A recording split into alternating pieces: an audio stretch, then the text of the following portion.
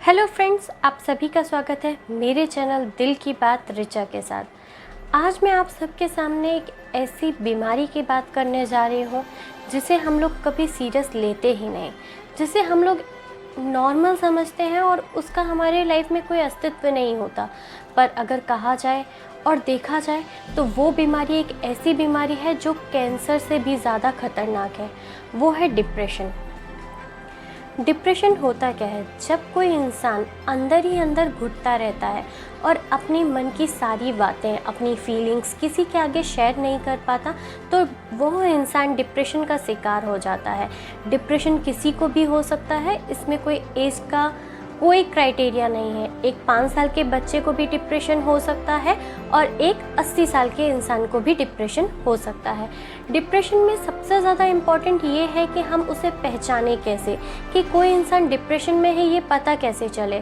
क्योंकि जो इंसान डिप्रेशन में होता है वो एकदम चुप हो जाता है, वो अपने मन की बात किसी को नहीं कहता और दुनिया के दिखावेपन में वो वैसे ही बिहेव करता है जैसे वो है।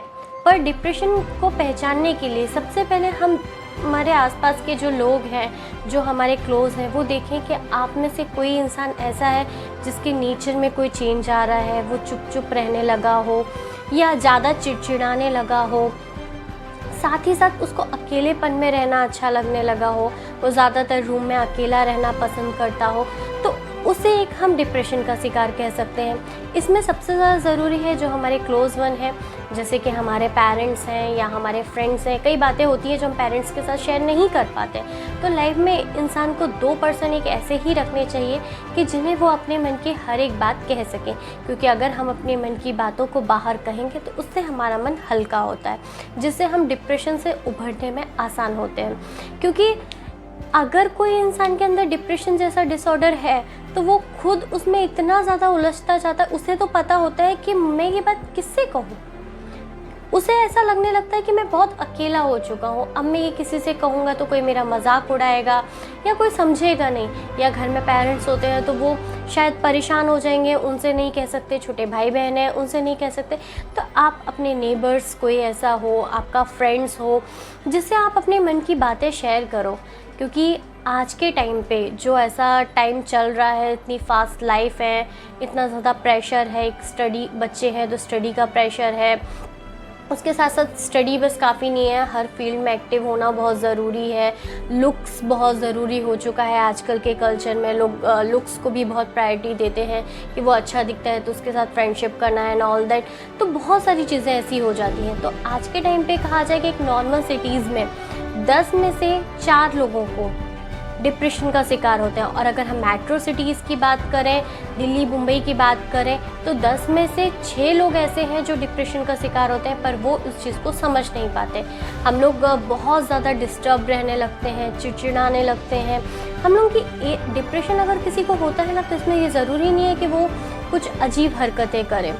कई बार ऐसा होता है कि डिप्रेशन का असर कम होता है तो उससे उसकी लाइफ कम हो जाती है, पर वो रहता ही है। तो इसलिए बेस्ट ये है कि अपने फ्रेंड्स को, अपने रिलेटिव्स को इन्वॉल्व करें अपनी लाइफ में, उनके साथ शेयर करें, उन्हें बताएं कि आपको एक्चुअल में क्या प्रॉब्लम हो रही है। साथ ही साथ देखो, मैं आप सभी से एक गुजारिश करना चाहती हूँ कि सुशांत सिंह राजपूत ने जो किया या प्रत्युषा बैनर्जी ने जो किया, सुसाइड अटेम्प्ट किया, तो वो उनके बस में नहीं था। कई तरह से हम कह सकते हैं वो डिप्रेशन के स्टेज पे जा चुके थे कि उन्हें खुद नहीं पता कि वो क्या करने जा रहे हैं। इसी तरह मैं एक एग्ज़ाम्पल लूँ, अमिताभ बच्चन हो गया, वरुण धवन हो गया, या हमारे जो अदर रोल मॉडल्स हैं जैसे मनीषा कोइराला है, ये भी डिप्रेशन का शिकार रह चुके हैं, पर इन्होंने डिप्रेशन को मात दिया है। इसी तरह हम हर एक पर्सन भी डिप्रेशन को मात दे सकते हैं। ज़रूरी नहीं है कि डिप्रेशन का एंड तक पहुंचा जाए, पर डिप्रेशन को सीरियस लिया जाए। क्योंकि हमारे इंडिया में इसकी अवेयरनेस बहुत कम है। तो प्लीज़ हर लोग अपने एक दूसरे से कनेक्ट रहें, घर में मोबाइल से ज़्यादा लोगों को टाइम दें, उनकी फीलिंग्स को समझें, बेवजह एक दूसरे पे गुस्सा ना करें, उनकी बात को एक बार सुनने की कोशिश करें और समझने की कोशिश करें। क्योंकि अगर हम कई बार ये देखते हैं कि हमारे फैमिली मेम्बर्स हमें समझने की कोशिश नहीं करते, ये आउट ऑफ द लाइन जा रहा है, पर उसकी बात को समझो तो सही कि वो क्या कहना चाह रहा है।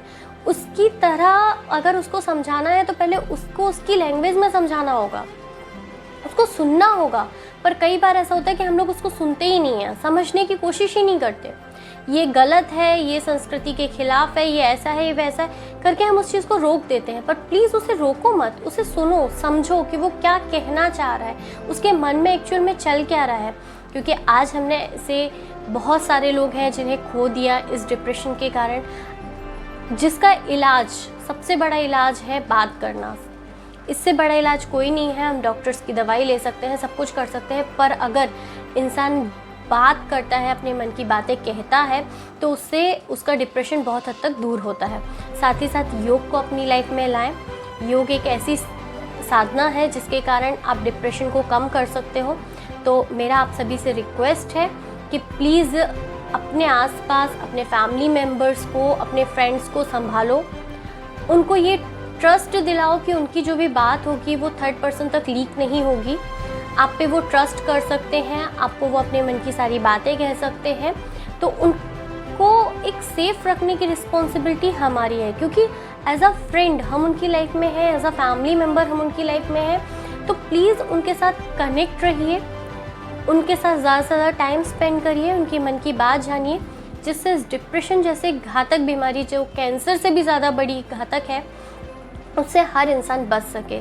मेरी आपसे यही रिक्वेस्ट है कि इस डिप्रेशन जैसी बीमारी को मात देने के लिए हर एक इंसान को एक दूसरे से कनेक्ट होना होगा।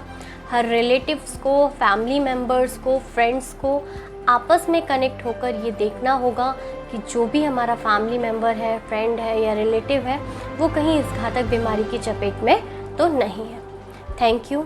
आगे हम मिलेंगे हमारी नई वीडियोस के साथ। अगर आपको लोगों को मेरा वीडियो पसंद आया हो तो प्लीज़ इसे लाइक करें, शेयर करें और सब्सक्राइब करें। साथ ही साथ बेल आइकन का बटन प्रेस करें, जिससे मेरे आने वाले सभी वीडियोस आपको दिखेंगे। घर में रहें, सेफ रहें और प्लीज़ खुश रहें। Thank you.